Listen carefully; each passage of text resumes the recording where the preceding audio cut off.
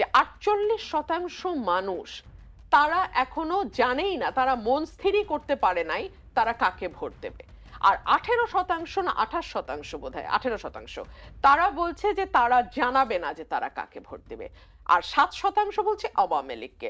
মজার ব্যাপার হচ্ছে আওয়ামী লীগের যেই সমর্থক গোষ্ঠী আছে যারা এখন দেশ মানে বিদেশের বিভিন্ন দেশে বসে আওয়ামী লীগের পক্ষে মাইকিং করছে, তারা দাবি করছে যে এই পুরো ভোট 48% প্লাস 18% প্লাস 7%, মানে উইচ গোজ অলমোস্ট 70%, এটা নাকি আওয়ামী লীগের ফেভারের ভোট। হ্যাঁ, so that is an interesting observation and that's an interesting ব্যাখ্যা I would rather say, because মানে 48% এখনো মন স্থির করে নাই মানেই তারা নৌকায় ভোট দিবে, বা 18% এখনো কিছু বলছে না মানেই তারা নৌকায় ভোট দেবে, ভয় পাচ্ছে বলতে। বিষয়টা বোধহয় সেরকম না। তবে বাংলাদেশের একটা বড় অংশের মানুষ, বড় অংশ বলতে আমি মানে ভিন্ন মত আছে, 20 থেকে শুরু করে 30-35% মানুষ, আমি জানি না বিকজ আমাদের 15 বছর ভোট হয় নাই, ভোট হলে আমি বলতে পারতাম কত পার্সেন্ট মানুষ আওয়ামী লীগের মানে কোর ভোটে আছে, আমাদের নির্বাচন হয় না, so I do not know. ওই অংশটার মানুষের ভোট আপনি পুরাপুরি বাইরে রেখে, মানে তাদেরকে ভোটের বাইরে রেখে আপনি যদি একটা নির্বাচন করেন, সেইটা কি 14 বা 24 রিপিটেশন হবে কিনা সেটা নিয়ে আলোচনা আছে। ইলেকশনটা কার জন্য বলেন তো? ইলেকশনটা কি সরকারের জন্য, ইলেকশনটা কি পলিটিক্যাল পার্টির জন্য, নাকি ইলেকশনটা ভোটারদের জন্য? নিঃসন্দেহে ভোটারদের জন্য। ইলেকশন হলো ভোটারদের জন্য। তাহলে আপনি সমস্ত ভোটারকে আপনাকে অনার করতে হবে। সমস্ত ভোটার যেন নির্বাচনে ভোট দিতে যে তার পছন্দের প্রার্থীদের জন্য কিছু অপশন পায়, যে আমি একে না হলে ওকে দেব, ওকে না হলে ওকে দেব। সেই উত্তম বিকল্প এবার নির্বাচনে থাকছে কিনা, মানে আর্মি চিফের কেন বললো ভাই এটা আমি বুঝি না। বিশেষ করেন মানে একটা জিনিস মাথায় রাখবেন যে তারা যে সমস্ত কথা বলছে, বিশেষ করে নাসিরউদ্দিন পাটোয়ারি যে কথাগুলো বলছেন আর্মি সম্পর্কে, এটা তো মানে আসলে আপনি কিভাবে আপনি এটাকে ইগনোর করতেছেন আমি বুঝতে পারছি না। উনি বলছে আমাদের আর্মি মাথায় ঘিলু নাই, তারা বিদেশে যায়, যে অস্ত্র প্রদর্শনী থেকে কিছু অস্ত্র নিয়ে আসে, আর যেহেতু তাদের মাথায় ঘিলু নাই অতএব ওই অস্ত্র তারা কী করে ওদের মাথার মধ্যে, জনগণের মাথার মধ্যে ই করে ঠেকায়। জনগণের মাথায় অস্ত্র কবে ঠেকাইলো? কোনো এক সময় ঠেকাইছে কিনা যায় না, সেটা তো এক সময় আসেনি। কিন্তু উনি যখন কথাটা বলছেন 2025-এ কিংবা 24-এ আর্মি কি জনগণের মাথায় অস্ত্র ঠেকাইছে? ঠেকাইতো নাই। তাহলে উনি এটা কী করে বলেন? এত সরলীকৃত সিদ্ধান্ত উনি দেন কীভাবে? আমি বুঝতে পারলাম না এটা নিয়ে আর্মি কেন, আর্মি চিফ এতটা ইজিভাবে নিলেন। ওরা বড় হলে লজ্জিত হবে, ওই লজ্জার অপেক্ষা উনি থাকবেন? শুনেন, আপনি আমাকে বললেন যে আপনার মাথায় কোনো ঘিলু নাই, আমি খুশি হব? উনি বলতেছেন তোমরা কিছু মনে করো না। মনে করবো না মানে সবাই মনে করবে। আমি তো মনে করি, আমি তো আর্মি যারা আর্মিতে যায়, আমাদের আর্মি গান্ধীজির সেই আপনার মানে কি বলে অহিংস নীতি অনুসরণ করবে, এটা তো আমি চাই না।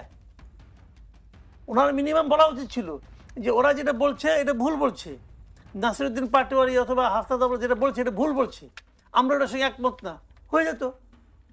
আমি ওনাদের বলছি না আপনি যে গুলি করে যান মেরে ফেলান, তা বলতেছি না, বাট আপনি যে ওর কথা একমত না এটা তো আপনি বলবেন। একজন লোকগুলো বলতেছে, আপনি আপনার লোককে বোঝাচ্ছেন যে তোমরা কিছু মনে করো না, এটা কেমন কথা ভাই? তো 72-এর সংবিধান হলো আওয়ামী লীগের সংবিধান, এবং উনি বলার চেষ্টা করেছেন যে 72-এর যে সংবিধানটা, সেই সংবিধানটা কিন্তু এখন আর নাই, ওইটা অনেক চেঞ্জ হতে হতে হতে হতে আজকের এই অবস্থায় আসছে। এবং ওনার যুক্তি হলো যে এর মধ্যে তো বিএনপিও ক্ষমতায় ছিল, জাতীয় পার্টি ক্ষমতা ছিল, বিভিন্ন রাজনৈতিক দল এর মধ্যে ক্ষমতায় ছিল, সবাই কিন্তু এই সংবিধানে কিছু না কিছু চেঞ্জ করেছে। সেই হিসেবে সব দলেরই কিছু না কিছু ইনপুট কিন্তু এখানে আছে, তাদের চাহিদার কিছু কিছু জিনিস এখানে আছে। তো উনি বলতে চাচ্ছেন যে এই সংবিধানটাকে ফেলে দিতে হবে কেন, নতুন করে লিখতে হবে কেন, যেগুলো খারাপ আছে ওগুলো চেঞ্জ করে নিতে হয়ে যায়। এটা হলো ওনার বক্তব্য। এবং উনি এটাও বলেছেন যে এটা আসলে আওয়ামী লীগের সংবিধান না, এটা উনি বলেছেন যে একটা গণবিপ্লব হয়েছিল জেনারেল জিয়াউর রহমানের নেতৃত্বে, সেই গণবিপ্লবের ফল হলো এই সংবিধান। এটা ওনার বক্তব্য, কিন্তু আমি কিন্তু ওনার বক্তব্য বলতেছি। তো উনি হলো বিএনপির সর্বোচ্চ যে বডি, সেই বডির একজন মেম্বার। উনি হঠাৎ করে ঘরে বসে বসে এটা আবিষ্কার করছেন তা কিন্তু না। আমি মনে করি এটা ওনার স্থায়ী কমিটি যেটা আছে তাদেরই বক্তব্য। এটা যদি আমাদের বক্তব্য হয় তাহলে আপনি জুলাই সনদকে সংবিধানের উপরে উঠাতে চাইবেন কেন? পারবেন না তো। ওনারা যদি না চায় কেমনি করে হবে? এবং ওনার এই লজিকটা কিন্তু আমার কাছে একদম যে ফালতু মনে হয় তাও কিন্তু না। জাতীয় এই আপনার নাগরিক পার্টি যেটা আছে ওরা চাচ্ছে ওদের একটা আকাঙ্ক্ষা তো কাজ করতেই পারে, ওরা চিন্তা করতেছে এইভাবে চলুক। জামাতও চাইছে, অনেকে বলছে যে আমরা 35টা দল চায়, অস্বীকার কোনো উপায় নাই। কিন্তু 35 ভার্সাস যদি 1 হয়, আবার দেখলাম মির্জা ফখরুল সালাউদ্দিন আহমেদ সাহেব বলছেন যে ওই 35 দলে যা ভোট ওটাকে আমাদের ভোটের সমান হবে। এটা ওটা বক্তব্য বটে। তাহলে আপনি ওই যে 35 জনকে গুরুত্ব দেন, ওই 35 দলে এমন অনেক দল আছে যে দলের কাউকে সভাপতি সেক্রেটারি করে আমিও চিনি না। আমি সাংবাদিকতা করি আজকে 36 বছর হয়ে গেছে ভাই, আমিও চিনি না তাদেরকে। তাদের জাতীয় জীবনে কি গুরুত্ব আছে আমি জানি না, কিন্তু আছে তো দল, তারা তো মিটিং করে বসে চা নাস্তা খায়, আছে তো। তো এখন যদি আপনি 35 জনকে গুরুত্ব দিতে চান, তাহলে আমি কমু যে আমিও সাংবাদিকতা করে আমার কথাও গুরুত্ব দেন, আমিও তো কিছু বুঝি, আশার আলাপ করি। তো এখন এইগুলি নিয়ে একটা জটিলতা ভাই তৈরি হবে। এবং যে কথাটা নাকি হাফিজ সাহেব বলেছেন যে ওরা আমাদের কাছে একটা খসড়া পাঠাইছে, আমরা ওটা আমাদের সিগনেচার করার অর্থ হলো সংবিধান চেঞ্জ, সংবিধান সংশোধিত হয়ে গেল। ওই কি পৃথিবীর কোথাও সংসদের বাইরে সংবিধান সংশোধন হওয়ার কোনো নিয়ম নাই, রীতি নাই, রেওয়াজ নাই। এটাও ঠিক, এটাও সত্য। সংবিধান তো ভাই, সংবিধান সংশোধন করতে হলে এটাকে সংসদ সংশোধনী করতে হবে, কারণ অথবা আপনি গণভোটের মাধ্যমে করতে পারেন, কারণ এটা তো জনগণের জন্য। কয়েকটা 36টা রাজনৈতিক দল মিলে আমার আপনার ভাগ্য নির্ধারণ করে দিবে, গণপরিষদ নির্বাচনেরও দাবি জানাচ্ছে। এখন ওইটার সম্বন্ধে তারা কিছু বলে নাই, আমি বলতে পারছি না, আমার মন্তব্য চাইলে পরে বলবো, অসুবিধা নাই। ধন্যবাদ জানাচ্ছি মাসুদ কামাল। ব্যারিস্টার রুমিন ফারহানা, দ্বিতীয় পর্বের যখন রাজনৈতিক দলগুলোর সাথে জাতীয় ঐকমত্য কমিশনের আলোচনা হলো, আলোচনার শেষে বিএনপির স্থায়ী কমিটির সদস্য সালাউদ্দিন আহমেদ বলেছিলেন যে কোনো মুহূর্তে বিএনপি জুলাই সনদে স্বাক্ষর করতে প্রস্তুত। কিন্তু আমরা সমন্বিত খসড়ার যে চিত্র দেখতে পাচ্ছি, বিএনপির পক্ষ থেকে যে প্রতিক্রিয়া দেখতে পাচ্ছি, আগের অবস্থানে কি বিএনপি আছে? দেখুন, জুলাই সনদে যা যা আছে তার সকল কিছুর সঙ্গে বিএনপি একমত এখনই হয়ে যাবে, বা নির্বাচনের আগেই বিএনপি একমত হবে। অন্যান্য দলগুলোর সঙ্গে যে আলোচনা হচ্ছে সেখানেও বিএনপি সব বিষয়ে একমত হবে, সেটা তো আসলে হতে পারে না, তাই না? আমাদের যেই জায়গাটিতে আসলে আপত্তি তৈরি হয়েছে সেটা হলো যে জুলাই সনদটাকে একটা আইনি ভিত্তি দেওয়ার কথা বলা হচ্ছে, কিন্তু আমাদের দলের তরফ থেকে বলা হয়েছে যে জুলাই সনদটা it is above any law because this is the will of the people. কোনো মানুষের আকাঙ্ক্ষার একটা প্রতিফলন আমরা এই সনদে দেখতে পাচ্ছি। সংবিধানের পলিটিক্যাল সংবিধানের ঊর্ধ্বে বাংলাদেশে কোনো আইন নয়, কোনো আইন নয়। আপনি যদি একটা ওয়েস্টমিনিস্টার ডেমোক্রেসি ফলো করেন, আপনি যদি বাংলাদেশের সংবিধানকে মানেন, তাহলে সংবিধানের সঙ্গে যেই সকল আইন মানে অসামঞ্জস্যপূর্ণ, হ্যাঁ, ইনকনসিস্টেন্ট উইথ দ্য কনস্টিটিউশন, সেই আইনগুলো কিন্তু অটোমেটিক্যালি বাতিল বলে গণ্য হয়। সো কনস্টিটিউশনের উপর কোনো আইন বা কোনো চুক্তি বা কোনো সমঝোতা বা কোনো সনদ হতে পারে না। কিন্তু আপনি যখন এটাকে আইনি ভিত্তি দেওয়ার কথা বলছেন, তাহলে অ্যাট বেস্ট আপনি এখন কি করতে পারেন? আপনি একটা অধ্যাদেশ জারি করতে পারেন, কারণ এই মুহূর্তে তো পার্লামেন্ট নাই, তো এটাকে আপনি আইনি ভিত্তি কিভাবে দেবেন? আপনি অধ্যাদেশ জারি করতে পারেন। ভবিষ্যতে যে গভর্নমেন্টটা আসলো বা আসবে, সেই গভর্নমেন্ট চাইলে অধ্যাদেশ রাটিফাই করতেও পারে, রাটিফাই নাও করতে পারে। সকল অধ্যাদেশ যে পরে সরকার এসে গ্রহণ করে তা তো নয়। বহু অধ্যাদেশ জারি হয় যেটা পরবর্তীতে নির্বাচিত সরকার এসে যেটাকে আর গ্রহণ করে না। সো আপনাকে দেখতে হবে যে পরবর্তীতে যেই সরকারটি আসবে, যেই দলটি রাষ্ট্র ক্ষমতায় যাবে, সেই দলটির কতটুকু সদিচ্ছা আছে যে ঐক্যমতে বিষয়গুলোতে একমত হয়ে সেগুলোকে বাস্তবায়ন করা। অনেকগুলো বিষয় আছে যেগুলোতে কিন্তু বিএনপি নোট অফ ডিসেন্ট দিয়েছে।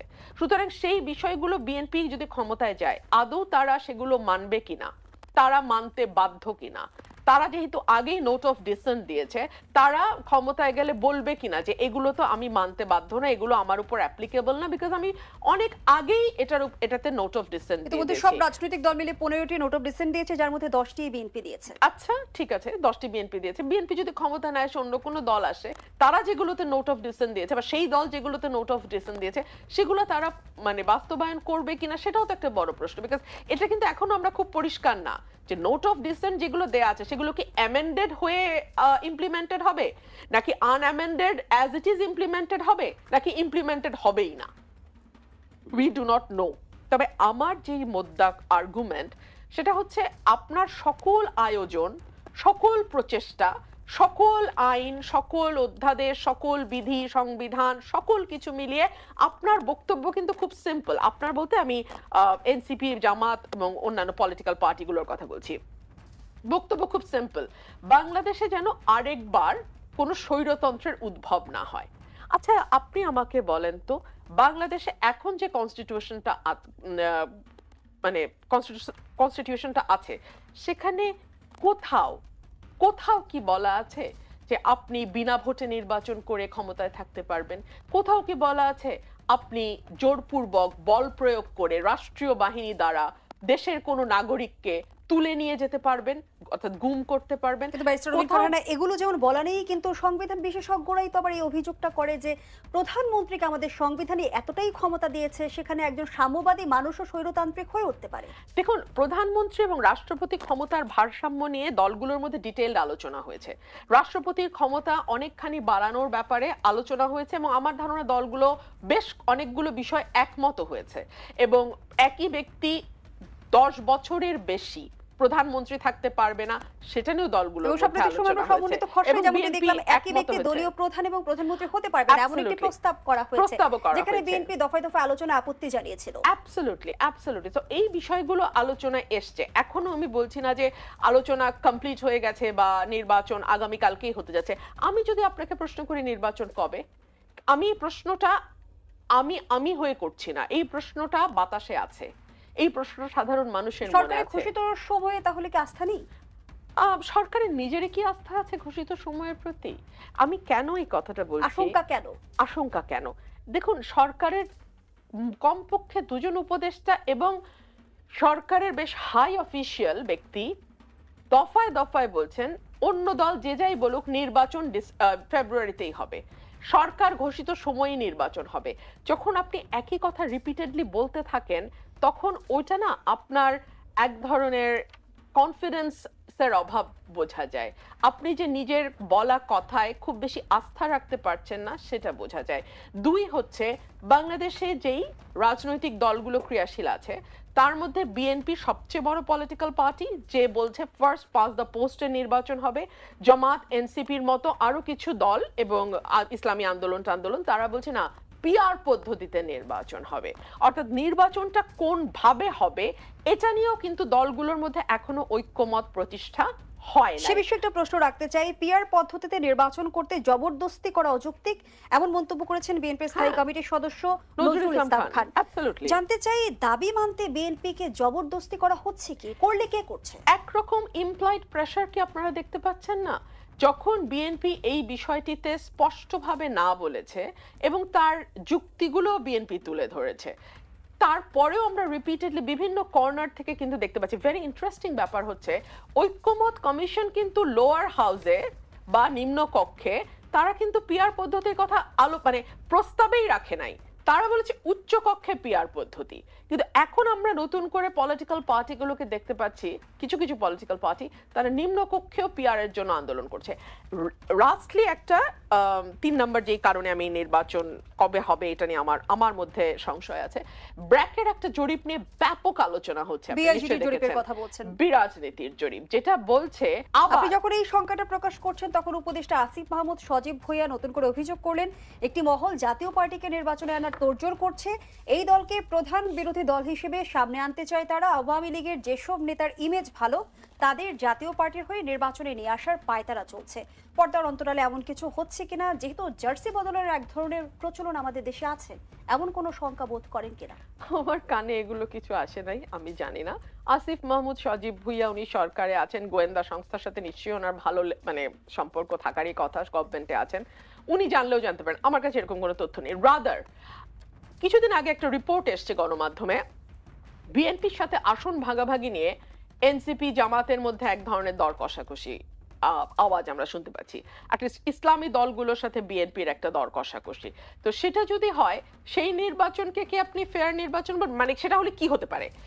সেটা হলে যেটা হতে পারে যে বিএনপি কিছু আসনে প্রার্থী দিল না, কারণ এইবার কিন্তু ধানের শীষ মার্কায় অন্য দল থেকে এসে কেউ নির্বাচন করতে পারবে না, বা দলের প্রতীকে আসলে নির্বাচন করার সুযোগ নেই, যেহেতু আরপিও সংশোধন হয়েছে। সো আপনি ছাড় দিলে কি করতে পারেন, ওই আসনে প্রার্থী দিবেন না। না ভোট তো আছে, এক তো না ভোট আছে, দুই হলো আপনি স্বতন্ত্র প্রার্থী ঠেকাবেন কি করে?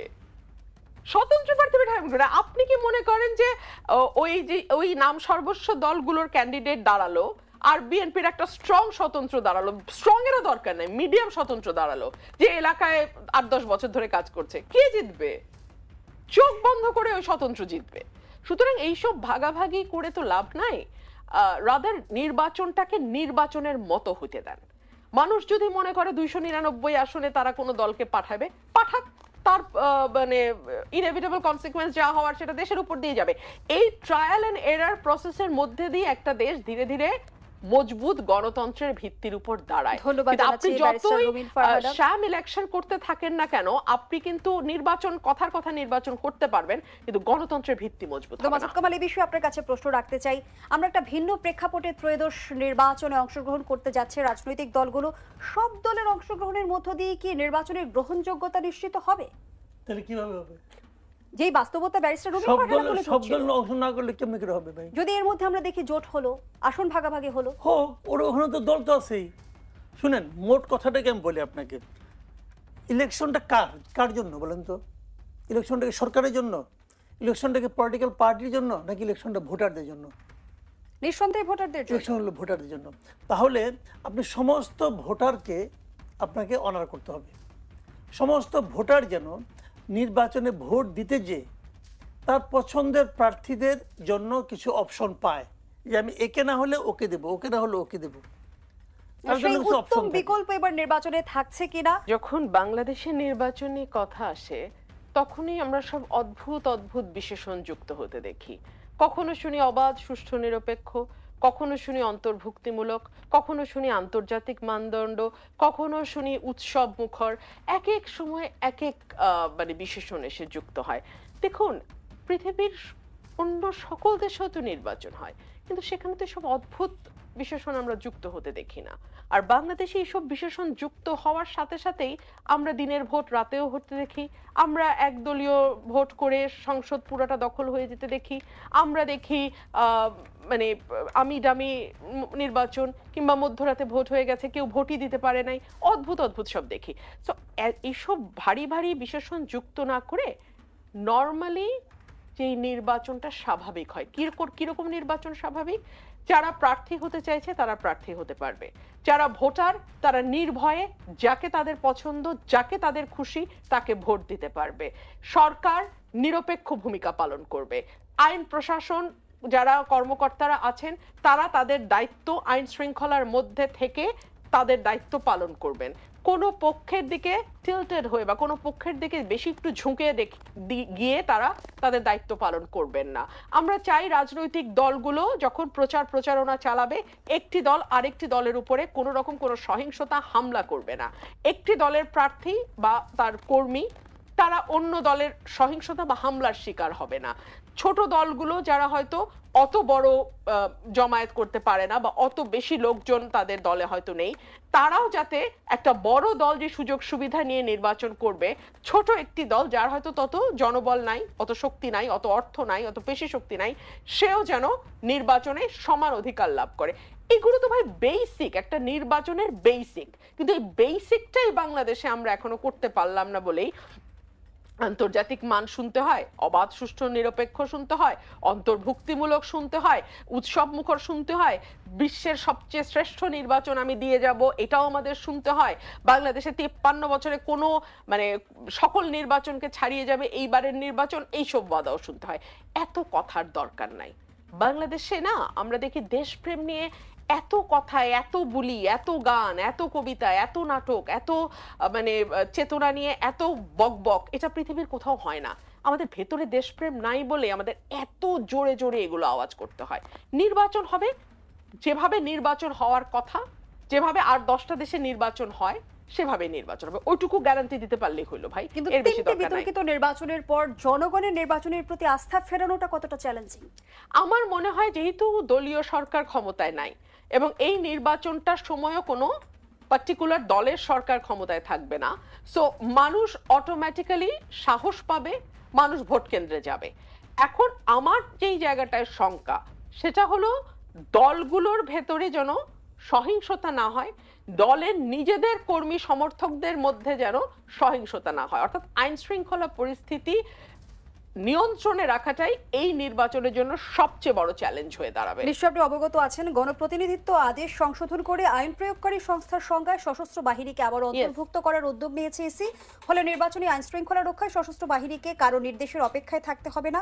16 বছর পর সশস্ত্র বাহিনী এই ক্ষমতাটি আবারও ফিরে পেতে যাচ্ছে। আইন শৃঙ্খলা পরিস্থিতি নিয়ন্ত্রণে এই সিদ্ধান্ত কতটা যুগোপযোগী ভূমিকা রাখবে? দেখুন, সশস্ত্র বাহিনী কিন্তু এখনো ম্যাজিস্ট্রেসি পাওয়ার নিয়ে মাঠে আছে। এখনো কিন্তু আমরা দেখছি যে বিভিন্ন সময় বিভিন্ন জায়গায় আইন শৃঙ্খলা পরিস্থিতি নিয়ন্ত্রণের বাইরে চলে যাচ্ছে।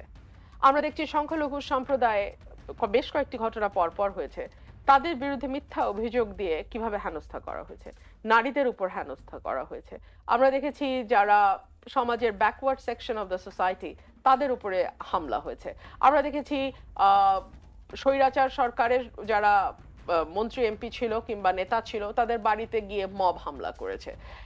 আপনি একজন মানুষকে তার অপরাধের জন্য 100 বার বিচার করবেন, 100 বার বিচার করবেন, কিন্তু মবের হামলা যেমন অবৈধ, রাষ্ট্রীয় বাহিনী দ্বারা একজন মানুষকে তুলে নিয়ে যাওয়াও কিন্তু অবৈধ, দুটাই অবৈধ। এইটুকু সেন্স আপনার মাথায় যেন কাজ করে। আসলে পুরোপুরি আশঙ্কা মুক্ত হবার জায়গা তৈরি হয়নি, আমি তা মনে করি না, এবং একদমই না। এবং দেখুন, আমি আমার জন্মের পরে কখনো সশস্ত্র বাহিনী নিয়ে ফেসবুকে ঠাট্টা তামাশা করা, পলিটিক্যাল পার্টির মানে কি বলবো, বাচ্চা ছেলে মেয়েরা জাতা ভাষায় সশস্ত্র বাহিনীকে আক্রমণ করা, এটা হয়নি কখনো। ধন্যবাদ। এবং আপনি দেখুন, আমাদের এই সশস্ত্র বাহিনী নিয়ে কথা বলার আগে দুটো তথ্য আপনার মাথায় রাখতে হবে। এক হচ্ছে 5ই অগস্ট থেকে 8ই অগস্ট তারা সেনাবাহিনী প্রধান বলেছিলেন, আর্মি চিফ বলেছিলেন, I am now in control, আমি আপনাদের সাহায্য কামনা করছি এবং আমি দায়িত্ব নিলাম এবং তিনি রক্তপাতহীনভাবে একটি অভ্যুত্থানকে সফলতা দিয়েছেন। মানে রক্তপাতহীন বলতে আমি 5ই অগস্টের গণভবনের হামলাকে বুঝি রক্তপাতহীন। 2 হচ্ছে তিনি কিন্তু চাইলে তখনই ক্ষমতা নিতে পারতেন, তিনি কিন্তু ক্ষমতা নেন নাই। ধন্যবাদ জানাচ্ছি। এবং লাস্ট, শেখ হাসিনা যদি টিকে যেতেন, এই আর্মি চিফের কিন্তু কোর্ট মার্শাল হতো, উনি গুলি চালান নাই ওনার দেশের মানুষের উপরে। We should not forget that. এত অকৃতজ্ঞ হওয়া ভালো না। ধন্যবাদ। মাসুদ কামাল, সেনাবাহিনী প্রসঙ্গে নানা ধরনের কটূক্তি প্রসঙ্গে সেনাপ্রধান জানিয়েছেন যারা এসব করছে তাদের বয়স কম, তারা আমাদের সন্তানের বয়সী, তারা বড় হলে নিজেদের ভুল বুঝতে পারবে, তখন নিজেরাই লজ্জিত হবে। কিন্তু আপনার কাছে আমার প্রশ্ন, দলীয় নেতাদের বক্তব্যের দায় দলকে এড়াতে পারে? দল ভুল বুঝে লজ্জিত হচ্ছে কি? লজ্জিত কেউ হচ্ছে না, লজ্জিত আমরা হচ্ছি। ওনাকে বললো বয়স কম, এক একজন বিয়ে সাথে করে ফেলেছে, বয়স কম কেমন করে? এক একজন বিয়ে সাথে করে ফেলেছে সবাই, এদের বয়স কম, তাহলে কম বয়সে নাবালক অবস্থায় বিয়ে করছে, কি বলে উনি? গণঅভ্যুত্থানের পর বারবার সেনাবাহিনী কেন আক্রমণের শিকার হচ্ছে? এখন ওরা কেন করেছে এটা ওরা বলতে পারবে, আমি কেন বলবো?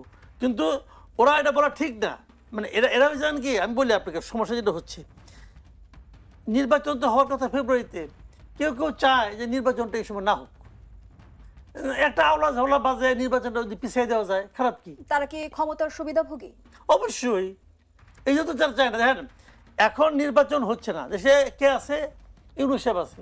ইউনূস সাহেবের কাছ থেকে কিন্তু ক্ষমতার ভাগ এনসিপি পাচ্ছে, জামাতও পাচ্ছে, বিএনপি কিছু পাচ্ছে, আবার বিএনপি সারা দেশে পাচ্ছে, সারা দেশে চাঁদনাবাজি মান্দাবাজি বিএনপির লোকজন করতেছে, বিএনপির মোটেই ফিরে পারতেছে না। এরে বহিষ্কার করে, তারা বহিষ্কার করে, তাদের কি আসে যায়, তারা আন্দাবাজি করে। কাজে এই হলো অবস্থা। এখন যদি বিএনপি ক্ষমতায় আসে, তাহলে এনসিপি আর জামাত এই অবস্থাটা করতে পারবে? এই সুবিধাটা পাবে না তো। এর যতদিন থাকবে ততদিন তাদের সুবিধা হবে, মূল লক্ষ্য তো এটাই, আর কিছু না। ধন্যবাদ জানাচ্ছি মাসুদ কামাল। ব্যারিস্টার রুমিন ফারহানার শেষ প্রশ্নটি মাসুদ কামালের অভিযোগের রেশ ধরে করতে চাই যে সারা দেশে বিএনপি চাঁদাবাজি করছে, যদি ক্ষমতায় যাওয়ার আগে বিএনপি তৃণমূল এতটা নিয়ন্ত্রণহীন হয়ে পড়ে, ক্ষমতায় গেলে কি হবে? ক্ষমতায় গেলে কি হবে এটা তো যদি ক্ষমতায় যায় তখনই দেখা যাবে, এটা তো আর আমি এখন বলতে পারবো না কি হবে। তো সরকারের পুলিশ আছে, বাহিনী আছে, তারা কেন ধরে না? বিএনপি তার যদ্দূর সম্ভব বহিষ্কার করেছে, হয়তো যতজন বহিষ্কার হয়েছে তার চেয়ে চাঁদাবাজের সংখ্যা আরো অনেক বেশি। কারণ গতকালকে আমি প্রথম আলোতে দেখছিলাম একজন খুব গর্ব করে বলতেছে, উনি পৌর বিএনপির সাধারণ সম্পাদক, যে আমাদের এখন সিজন চলতেছে। তো এখন কি বলবো, এটা তো আর কিছু বলার নাই। এখন সরকার ব্যবস্থা নেয় না, সরকার চাঁদাবাজি অবাধে করতে দিচ্ছে। তো এটা তো বিরাজনীতিকরণেরই একটা প্রক্রিয়া। আমি ব্র্যাকের যেই জরিপের কথা আপনি বললেন, বিরাজনীতিকরণের একটা, বিআইজির জরিপের কথা বলেছি, বিআইজির জরিপের কথা, সেটা যেমন বিরাজনীতিকরণের একটা প্রক্রিয়া, তার একটা অংশ। আমি তো মনে করি এই যে ক্রিমিনাল অফেন্স দলের সঙ্গে যুক্ত যারা তারা করতেছে, সেখানেও তো সরকারের তেমন কোনো টনক নয় না। ধরুন এই যে পরিবেশ উপদেষ্টা সারা জীবন ধরে খালি পিআইএল করেই গেলেন কোর্টে, এই যে বালু আর পাথর নিয়ে মানে একেবারে দুর্নামে টেকা যায় না। সব দল নাকি এক বিষয় ঐক্যমত আসছে, ঐক্যমত কমিশনে গিয়ে সব দল ঐক্যমত হয় না, বাট বালু পাথর নিয়ে দলগুলোর মধ্যে কোনো মতের অমিল হয় না। তো কোথায় এখানে পরিবেশ উপদেষ্টা কি ভূমিকা পালন করতেছে না তো। উনি আজকে দেখলাম খুব দুঃখ নিয়ে বলছে, আমি যেদিকে যাই সেদিকেই সমস্যা দেখি, আমার সময় 12টা হাতি মারা গেছে। তো আপনি বলেন, এগুলো কোনো দায়িত্বশীল পদে থাকা মানুষের কথা? তবে কি সরকারের উৎসাহেই চাঁদাবাজি চলছে? আমি জানি না কার উৎসাহে চলছে। বাস্তবতা হলো চাঁদাবাজি চলছে, বাস্তবতা হলো সরকার ব্যবস্থা নিচ্ছে না, বাস্তবতা হলো মানুষের মধ্যে নিরাপত্তাহীনতা কাজ করছে, বাস্তবতা হলো মানুষ আতঙ্কে আছে। এটা হলো বাস্তবতা। আমি যা দেখি আমি আপনাকে সেটুকু বললাম, এর ভিতরের কাহিনী আমি জানি না। তো বলা হয়ে থাকে যে লন্ডন বৈঠকের পর প্রধান উপদেষ্টা কিছুটা বিএনপির প্রতি ঝুঁকে গেছে, এমন অভিযোগ কিন্তু এনসিপি নেতাকর্মীদের। আসলেই কি তাই? এটা দুইটা কারণ হইতে পারে। এনসিপির এই কথা বলার পিছনে দুইটা কারণ হইতে পারে। এক হলো যে তারা অলরেডি বাংলাদেশের মাটিতে রাজার দল হিসেবে এস্টাবলিশড। এটা আমরা বলতেছি তা না, সিপিডির মতো সংগঠনও, থিঙ্ক ট্যাঙ্কও বলতেছে যে তারা সরকারের মানে আশীর্বাদ পুষ্ট একটা দল। টিআইবিও এমনটি বলেছে, টিআইবিও একই কথা বলেছে। সো ওইখান থেকে বের হয়ে আসতে হলে তাদেরকে আরেকটা দলের উপর দায় চাপাতে হবে। সো সেটা একটা ট্যাকটিক্স হতে পারে। আর দুই যেটা হতে পারে সেটা হচ্ছে যে তারা যে ধরনের সুবিধা গত 1 বছর ধরে পেয়ে এসেছিল, অবাধে চাঁদাবাজি করার সুবিধা, নিজের দলের নারী নেত্রীদেরকে হেনস্থা করার সুযোগ সুবিধা, নিজের দলের থেকে বের হয়ে গিয়ে নারী নেত্রীরা কমপ্লেন করছেন, মানে আমি উমামা ফাতেমার কথা বলছি, মানে শুধু যে নারী ঘটিত স্ক্যান্ডাল তাই না, অন্যান্য আর্থিক নানা স্ক্যান্ডাল, স্ক্যাম, অনেক কিছু, এটা এগুলো বেরোচ্ছে। এগুলো তারা যে 1 বছর করতে পেরেছে, এখন হয়তো তারা সেই লাইসেন্সটা পাচ্ছে না। যেমন পরিবেশ উপদেষ্টা 2 দিন আগে বলে, এনসিপি যাই বলুক, সরকার যখন বলছে তখনই নির্বাচন। So it was a big blow on them. তারা তো এটাতে অভ্যস্ত না, তারা তো প্যাম্পার্ড হয়ে অভ্যস্ত। মাসুদ কামাল, এই বিষয়ে যদি আপনি মন্তব্য করেন, এতদিন আমরা শুনে এসেছি যে সরকারের সাথে এনসিপির এক ধরনের ঘনিষ্ঠ সম্পর্ক রয়েছে, এনসিপি কিংস পার্টি। এখন আমরা দেখছি যে এক ধরনের বিপরীতমুখী অবস্থান। সেটি কি আসলেই বাস্তবতা নাকি লোক দেখানো কিছু হচ্ছে? দুটোই হতে পারে, লোক দেখানো হতে পারে, আর বাস্তবতা হতে পারে। বাস্তবতা হতে পারে এই কারণে, এনসিপিটাকে ইউনূস সাহেব তৈরি করছিল কেন? উনি মনে করছিল যে ওনার একটা খায়ের ছিল একটা পলিটিক্যাল পার্টি করার আগে একবার, সেটা হয় নাই, পূরণ হয় নাই। উনি আসলে এইবার বৈধ হবে, কিন্তু এইবারও হয় নাই। এটা ওনার দোষটা, এটা মানে উনি ক্ষতি করছে, কিন্তু এনসিপি নিজেরাই নিজেদের মানে ক্ষতি করে ফেলাইছে। এনসিপি পোলাপানের যে দায়িত্ব, টাকা দেখে মাথা খারাপ হয়ে গেছে, সমানে এগুলি আরম্ভ করছে তারা, ক্ষমতা টাকা পায় তাদের মাথা খারাপ হয়ে গেছিল। এখন যখন দেখলো এনসিপি হচ্ছে না, তখন ওনার তো একটা এক্সিট রুট লাগবে না, এক্সিট প্ল্যান তো লাগবে। কার উপর ভর করে উনি করবেন, বেরিয়ে যাবেন। দেখেন 1/11 সময় কিন্তু ওই আর্মি চিফ ছিল, যারা ছিল আর্মির যারা ছিল, এদের কিন্তু একটা প্ল্যান ছিল যে আমরা আওয়ামী লীগের উপর ভর করে তারপরে বাইরে যাব, এবং তারা নিরাপদে যেতেও পেরেছেন। এইবার তাহলে তারা কার উপর ভর করবেন? এখন উনি বিএনপির বন্দরে নৌকা ভিড়াইছেন যে বিএনপির উপর ভর করে আমি বেরিয়ে যাবো আমরা। এই জন্য উনি বিএনপি দিকে একটু বেশি ঝুঁকছেন। এটা আবার এনসিপি পছন্দ করতেছেন না। এনসিপি বলছে তোমরা আমাদের মাঠে নামাই দিয়ে এখন তুমি উপর থেকে মই কে এনে যাচ্ছ গাছে উঠে, এটা তো হয় না। এখন এনসিপি পোলাপান তো কোনো ব্যালেন্স নাই, তারা মানে উল্টাপাল্টা কথা বলতেছে যে অমুক জায়গায় যে সিরজা দিয়ে আসছো, অমুক করছো তমুক করছো। এগুলি কোনো ভাষা হলো বলতেছে ওরা, এটা ওদের বয়সজনিত ভাষা, কিছু করার নাই।